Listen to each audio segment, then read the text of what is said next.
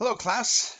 What an excellent start to the quarter. I really appreciate everything that you've been doing up to this point. We've just finished week one and we are now looking into week two. And what I want to do with this particular video is present you some ideas about social and environmental responsibility, sustainability. And so what you're going to expect in this particular video, there'll be basically three things. A little bit of an observation wrap up on week one, what's coming on for week two, and I'm going to finish up with the program outcomes for this particular course, and a little bit about how they align with the learning. So, in terms of a wrap up for the past week, after reading all of your initial posts, what I'm noticing is there's three common themes running through the ideas presented. And the first one is presented by those who really have more of a reside in the global community. And because social and environmental responsibility, sustainability, is a global issue, I realize that not everyone has had the opportunity to live overseas to gain an international perspective. So within the scope of this course, I urge all of you to look at the impacts that decisions have on a global scale.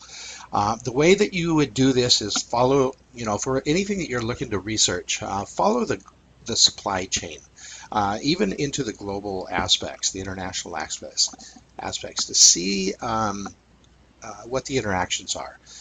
You might be looking at a product, a certain company, or even a larger piece of the global industry, and I want you to review them in terms of this global aspect as you research them. And the second observation comes from those who work in the corporate environment. It's common to consider that only environmental factors align with corporations and social factors align with educators. However, both social and environmental factors reside in both. And you cannot look at one aspect of CSR without looking at the other.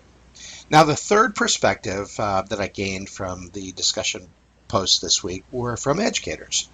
And the challenges that I was reading in the K through 12 teachers have in the classroom is that they generally are focusing on the classroom. And though much of the research in CSR has occurred in the corporate arena, I encourage educators to learn the struggles leaders have had in the corporations and then take that and leapfrog those challenges to create solutions within the educational arena.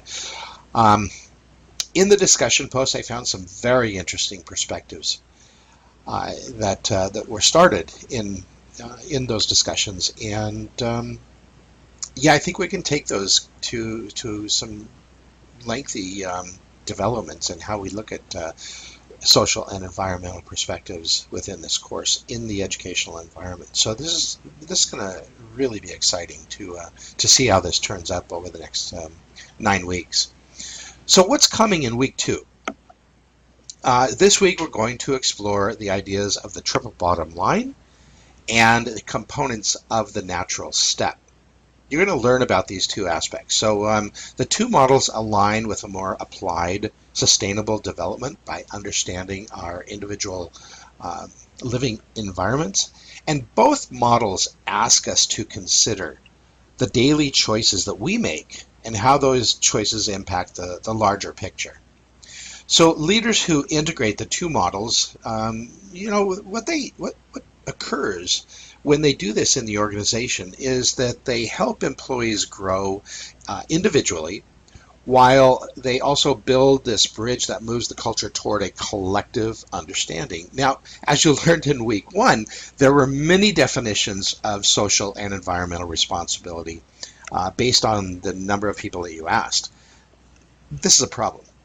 And one that you as leaders can actually correct through your own delivery of strategic objectives in the organizations that you work. So think about this in a historical sort of way.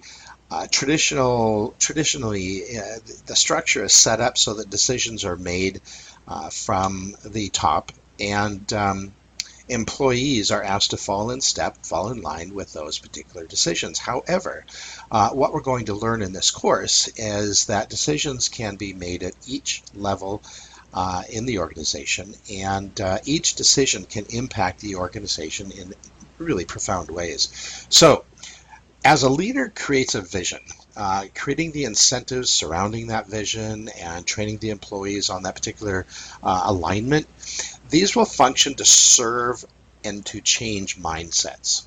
And through those mindset changings, if you will, the entire organizational workforce will grow as they apply these sustainable models.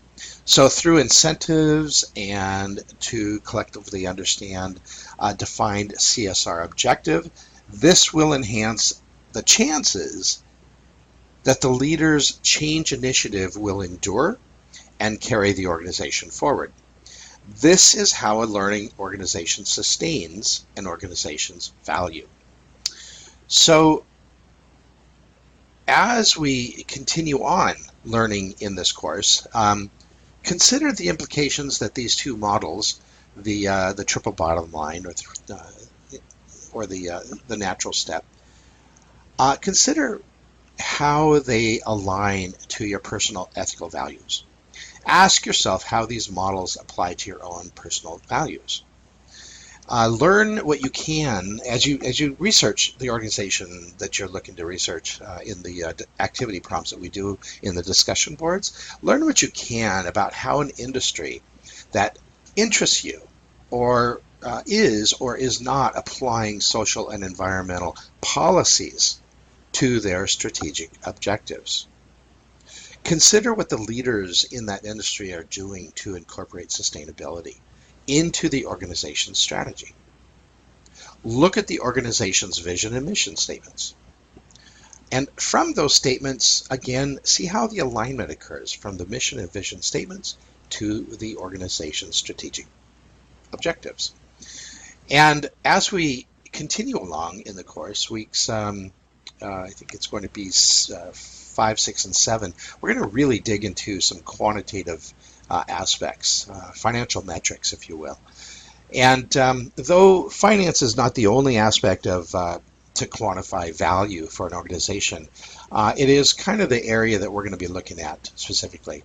But I do encourage you to look more deeply, if you will, at the quantitative aspects of social and environmental responsibility and how those things impact an organization. So now there were some questions that came up in the educational space on the discussion boards that I found very interesting.